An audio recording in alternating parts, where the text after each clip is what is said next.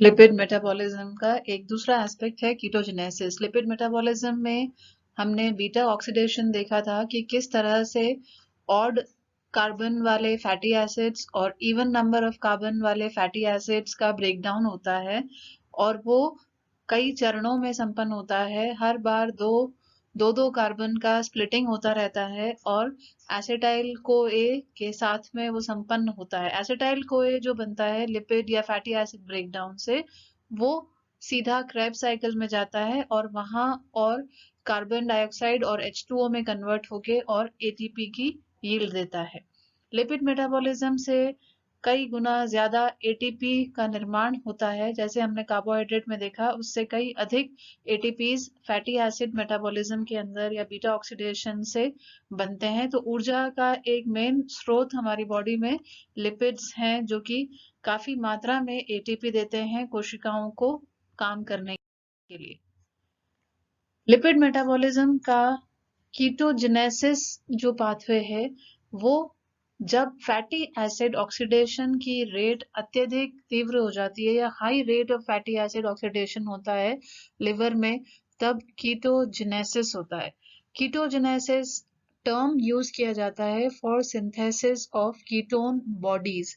कुछ chemical compounds हैं जो फैटी एसिड ऑक्सीडेशन के साथ में एसोसिएटेड हैं, जिनके की अधिक मात्रा में बनने से वो रुधिर में पाए जाते हैं और फिर एक्सक्रीट किए जाते हैं, और इनकी उपस्थिति जो शरीर में है वो नुकसानदायक हो सकती है यदि वो यूटिलाइज नहीं किए गए या एक्सक्रीट नहीं किए गए। तो मेटाबॉलिक कंडीशंस जब ऐसी हैं जिसमें फैटी एसिड ऑक्सीडेशन का रेट हाई है, तब लिवर प्रोड्यूस करता है acetoacetate and hydroxybutyrate. ये दो मेन कंपाउंड्स हैं, acetoacetate and beta hydroxy butyrate. ये एसिटो एसिटेट कंपाउंड जो है वो कंटिन्यूअसली डीकार्बोक्सिलेशन करके और एसीटोन का निर्माण करता है। अब ये जो तीनों कंपाउंड्स बने हैं फैटी एसिड के ऑक्सीडेशन से, एसिटो एसिटेट, हाइड्रोक्सी ब्यूटाइरेट और एसीटोन, ये तीनों को इकट्ठा हम कीटोन बॉडीज कहते हैं, या फिर इनको एसीटोन बॉडीज या कीटोन्स भी कहा जाता है। इन तीनों का संश्लेषण ही कीटोजेनेसिस कहलाता है, यानी कि ऐसा पाथवे जो इन तीन कंपाउंड्स के सिंथेसिस में यूटिलाइज होता है या काम आता है, दैट इज कीटोजेनेसिस। तो कीटोन बॉडीज तीनों क्या हो गई, acetoacetate, hydroxybutyrate and the third is acetone. एसिटो acetate और जो हाइड्रोक्सी ब्यूटाइरेट है वो आपस में इंटर कन्वर्टेबल हैं, तो वो इंटर कन्वर्ट होते हैं बाय माइटोकॉन्ड्रियल एंजाइम। तो एसिटो एसिटेट से 3 हाइड्रोक्सी ब्यूटाइरेट या 3 हाइड्रोक्सी ब्यूटाइरेट से एसिटो एसिटेट का निर्माण हो सकता है mitochondrial enzyme 3 hydroxy butyrate dehydrogenase. यानी कि ये जो डिहाइड्रोजिनेज एंजाइम माइटोकॉन्ड्रिया में उपस्थित है, वो इनको इंटर कन्वर्ट कर सकता है एसिटो एसिटेट और 3 हाइड्रोक्सी ब्यूटाइरेट को। इक्विलिब्रियम जो है रिएक्शन का, कि जो इनका इंटर कन्वर्जन है, उसकी इक्विलिब्रियम को या साम्य को जो कंट्रोल करता है, वो mitochondrial NAD upon NADH ratio, यानी NAD और NADH का रेशियो है कि कितना NAD रिड्यूस होता है इनटू NADH या कितना NADH ऑक्सीडाइज होता है इनटू NAD। यानी कि जो रिडॉक्स स्टेट है, रिडक्शन और ऑक्सीडेशन वाली स्टेट है, वो कैसी है, वो निर्भर करती है इसकी इक्विलिब्रियम के लिए। कि यदि रिडॉक्स स्टेट अगर NAD ऑक्सीडाइज फॉर्म में अवेलेबल है तो डिहाइड्रोजनेशन रिएक्शन हो सकता है। यदि NAD ऑक्सीडाइज ना हो के ऑलरेडी रिड्यूस्ड है, तब डिहाइड्रोजनेशन के लिए वहां पर इलेक्ट्रॉन एक्सेप्टर नहीं है, तो ये जो रिडॉक्स स्टेट है ये इस अभिक्रिया के इक्विलिब्रियम को कंट्रोल करती है या रेगुलेट करती है। इन तीन कीटोन बॉडीज के अलावा इस कीटोजेनेसिस के पाथवे में एक और इंटरमीडिएट कंपाउंड है जिसे हम HMG को A कहते हैं। HMG stands for 3 hydroxy 3 methyl glutaril। ये 3 हाइड्रोक्सी 3 मिथाइल ग्लूटारिल कोए एक इंटरमीडिएट है इन द पाथवे ऑफ कीटोजेनेसिस, यानी कि जब कीटोन बॉडीज का निर्माण हो रहा है एसिटाइल कोए से, बीटा ऑक्सीडेशन हुआ फैटी एसिड का, एसिटाइल कोए बना, उसके पश्चात जब प्रोसेस कीटोजेनेसिस का स्टार्ट होता है तो HMG कोए एज एन इंटरमीडिएट। जो भी एंजाइम्स कीटोन बॉडी के फॉर्मेशन के लिए रिस्पॉन्सिबल हैं, they are associated mainly with the mitochondria, कि यहाँ जो बीटा ऑक्सीडेशन क्योंकि हो रहा है that is occurring in the mitochondria, तो जो कीटोन बॉडी के फॉर्मेशन के एंजाइम्स हैं they are also associated with the mitochondria. Reaction किस तरह से प्रारंभ होती है कि बीटा ऑक्सीडेशन के बाद जो दो एसिटाइल को ए मॉलिक्यूल्स बनते हैं वो एक दूसरे के साथ कंडेंस हो जाते हैं। रिएक्शन थी कि हर बार बीटा ऑक्सीडेशन में एसिटाइल कोए का मॉलिक्यूल अलग होता रहेगा, यानी दो दो कार्बन के कंपाउंड उसमें से टूटते रहेंगे। यदि 16 कार्बन का फैटी एसिड है तो एक पूरा प्रोसेस कंप्लीट होने के बाद वो 14 का रहेगा, फिर 12 का रहेगा, इस तरह से दो दो कार्बन उसमें से हटते जाएंगे in the form of acetyl CoA. लेकिन बीटा ऑक्सीडेशन में 2 एसिटाइल कोए जो बने हुए हैं वो एक दूसरे के साथ अगर कंडेंस हो जाते हैं तो वो दूसरा कंपाउंड बनाते हैं जिसे हम एसिटो एसिटाइल कोए कहते हैं। और ये जो अभिक्रिया होती है दो एसिटाइल कोए के आपस में जुड़ने की या कंडेंस होने की, ये रिवर्सल है थायोलेज रिएक्शन का। थायोलेज रिएक्शन यानी जहां लास्ट में ये स्प्लिट हो रहा था फैटी एसिड की श्रृंखला से एसिटाइल कोए, तो ये थायोलेज रिएक्शन के रिवर्सल से दोनों एसिटाइल कोए फिर से जुड़ के एसिटो एसिटाइल कोए का निर्माण करते हैं। अब ये एसिटो एसिटाइल कोए स्टार्टिंग मटेरियल है कीटोजेनेसिस का, यानी ये स्टेप जैसे ही हुई कि दो एसिटो एसिटाइल कोए कंबाइन हुए, दिस वुड इनिशिएट कीटोजेनेसिस। तो स्टार्टिंग मटेरियल क्योंकि मिल गया है, ये स्टार्टिंग मटेरियल का जो सोर्स है वो एक और सोर्स हो सकता है और वो है directly terminal 4 carbons of a fatty acid. Beta oxidation जब चल रहा है उस समय यदि टर्मिनल जो अंतिम सिरे के 4 कार्बन हैं फैटी एसिड के, वहां से भी ये एसिटो एसिटाइल कोए का निर्माण हो सकता है। अब जो कंडेंसेशन इस एसिटो एसिटाइल का है एक और एसिटाइल कोए के साथ यदि होता है तब वो इस इंटरमीडिएट को HMG कोए को उत्पन्न करता है या प्रोड्यूस करता है।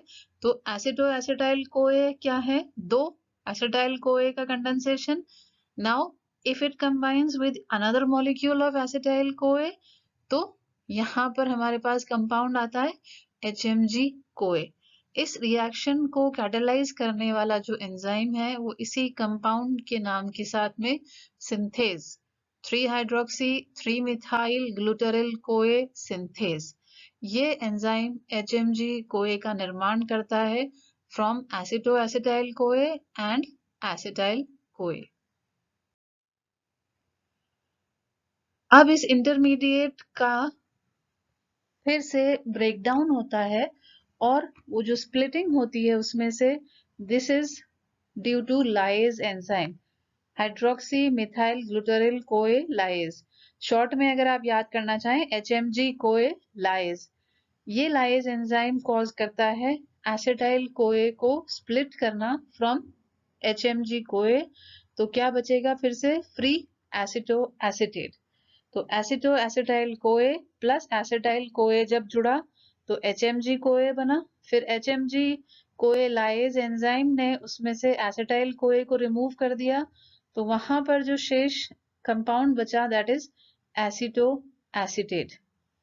अब जो कार्बन स्प्लिट हुए हैं इन दी एसिटाइल कोए मॉलिक्यूल वो डिराइव किए गए हैं from original एसिटो acetyl CoA molecule, यानी जो दो एसिटाइल कोए के जुड़ने से कंपाउंड बना था प्रारंभ में एसिटो एसिटाइल कोए, उसी में से एक एसिटाइल कोए रिलीज किया जाता है या जो कार्बन रिमूव हो रहे हैं वो इस कंपाउंड में से रिमूव होते हैं। कीटोजेनेसिस के लिए ये दोनों एंजाइम्स प्रेजेंट होने जरूरी हैं, चाहे सिंथेज हुआ या लाइज हुआ। और दोनों एंजाइम्स की उपस्थिति माइटोकॉन्ड्रिया में आवश्यक है for ketogenesis to take place.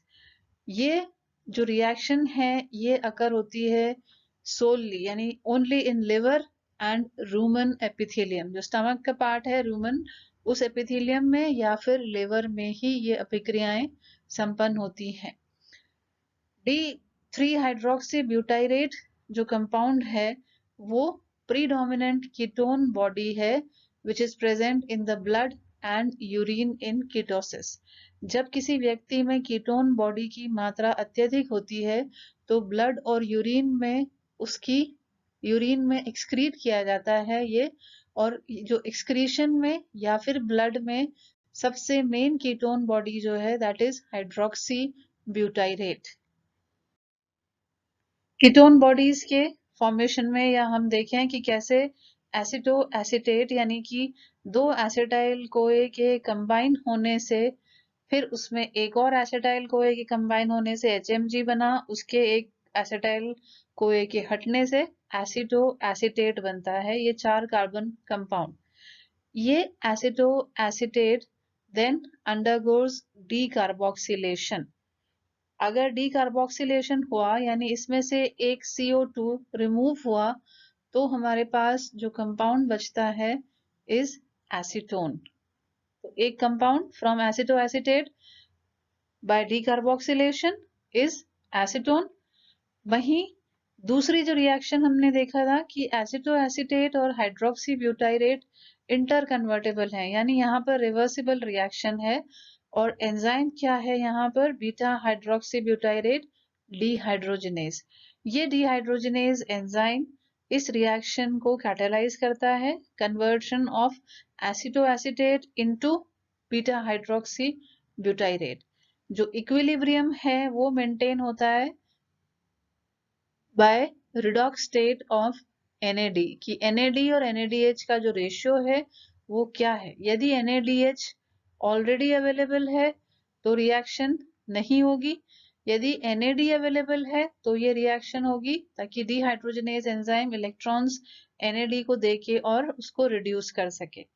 तो ये कीटोन बॉडीज आपस में कैसे एसिटो एसिटेट से एसीटोन का निर्माण और एसिटो एसिटेट से बीटा हाइड्रोक्सी ब्यूटाइरेट का निर्माण, या बीटा हाइड्रोक्सी ब्यूटाइरेट से पुनः एसिटो एसिटेट का निर्माण किस तरह से होता है। तीनों कीटोन बॉडीज का formation starts from aceto acetate. Acetyl CoA से अगर हम देखें कि ऑक्सीडेशन हुआ और एसिटाइल कोए फैटी एसिड के ब्रेकडाउन से बने, दो एसिटाइल कोए का कंडेंसेशन होगा और ये रिएक्शन है थायोलेज एंजाइम की, कि रिवर्सल अगर है इसमें दो एसिटाइल कोए हैं तो जो कंपाउंड है वो एसिटो एसिटाइल कोए बनेगा कंडेंसेशन से, और एक कोएंजाइम A रिलीज कर दिया जाए। ये जो एसिटो एसिटाइल कोए बना है दो एसिटाइल कोए की कंडेंसेशन से, ये फिर से एक एसिटाइल कोए के साथ में रिएक्ट करेगा और HMG कोए सिंथेज एंजाइम, जो कि एक रेट लिमिटिंग एंजाइम है, उससे एक इंटरमीडिएट कंपाउंड बनाएगा जिसे हम HMG कोए कहते हैं।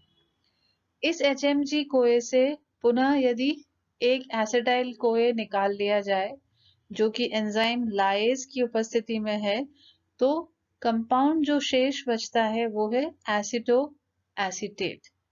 ये एसिटो एसिटेट फिर कन्वर्ट हो सकता है इनटू एसीटोन, जिसकी प्रेजेंस एक फ्रूटी ओडर या एक खुशबू की तरह से, जो फ्रूट्स की स्मेल होती है उस तरह से सांस में भी महसूस की जा सकती है यदि किसी व्यक्ति को कीटोसिस है या कीटो एसिडोसिस है।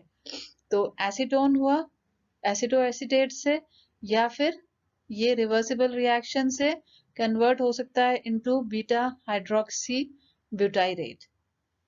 ये एसिटो एसिटेट कन्वर्ट हो सकता है इनटू एसिटाइल कोए, और ये एसिटाइल कोए फिर क्रेब्स साइकिल में जाके और रिएक्शंस के थ्रू ATP का निर्माण करेगा।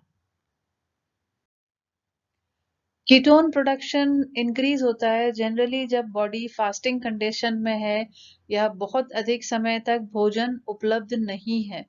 उस वजह से शरीर में जो संचित वसा है उसका मेटाबॉलिज्म प्रारंभ होता है और वो मेटाबॉलिज्म फिर कीटोजेनेसिस को यहाँ पर इंक्रीज करता है। फास्टिंग कंडीशन में स्टेट जो होती है कि क्योंकि शरीर में कार्बोहाइड्रेट की कमी है, इंसुलिन का लेवल डिक्रीज हो जाएगा क्योंकि उसको ब्लड शुगर या ब्लड ग्लूकोज नहीं अवेलेबल है, तो इंसुलिन का सिक्रीशन डिक्रीज हुआ। इंसुलिन का सिक्रीशन इंक्रीज होता है, ट्रिगर करता है ब्लड ग्लूकोज लेवल। अगर ब्लड ग्लूकोज लेवल हाई है तो इंसुलिन का सिक्रीशन बढ़ेगा, लेकिन यदि शुगर डाउन है तो डिक्रीज हो जाएगा इंसुलिन का सिक्रीशन, और शरीर को ऊर्जा के लिए जो अपने सोर्सेज हैं जमा, जैसे ग्लाइकोजन है, तो उसको तोड़ने के लिए ग्लूकागॉन की आवश्यकता होगी। तो पैनक्रियाज उस स्टेट में, फास्टिंग स्टेट में, कि जब शरीर में भोजन की मात्रा कम है या अनुपलब्ध है, तब ग्लूकागॉन का रिलीज होगा और ये ग्लूकागॉन स्टोर से वहां मेटाबॉलिज्म बढ़ाएगा कि जो कंपाउंड संचित हैं उनको तोड़ के और ब्लड में रिलीज करे। तो लिवर में वहां कन्वर्ट होंगे कि ग्लाइकोजिनोलाइसिस हुआ। उसी समय फैट सेल्स जो हैं वो रिलीज करेंगे फ्री फैटी एसिड, जो वसा है संचित, वहां से फ्री फैटी एसिड्स रिलीज होंगे लिवर में, और ये लिवर में फिर कन्वर्ट होंगे into ketone bodies. Ketone bodies liver में बनने के पश्चात इंक्रीज होगा और वो ब्लड वेसल्स में या ब्लड स्ट्रीम में इंक्रीज्ड कीटोन्स की कंसेंट्रेशन पाई जाएगी। तो ऐसी स्थितियां जबकि फैटी एसिड का ऑक्सीडेशन आवश्यकता से अधिक होने लगे किसी भी कारण से, चाहे किसी बीमारी की वजह से या फास्टिंग कंडीशंस की वजह से, तो कीटोन बॉडीज शरीर में बनना प्रारंभ हो जाती हैं और इसे हम कीटो एसिडोसिस भी कहते हैं कि कीटोन बॉडीज या acetone, एसिटो acetate, beta hydroxy butyrate, इनकी मात्रा रुधिर में बढ़ने लगे। और ये रुधिर में बढ़ते हुए सबसे ज्यादा जो प्रोमिनेंट होगा वो बीटा हाइड्रोक्सी ब्यूटाइरेट होगा, जो कि यूरिन में भी रिलीज किया जाएगा शरीर से। और एसीटोन की मात्रा बढ़ने से सांस के साथ में एक फ्रूटी ओडर या फ्रूट्स जैसी स्मेल उसके इंडिविजुअल के अंदर आएगी। Thank you.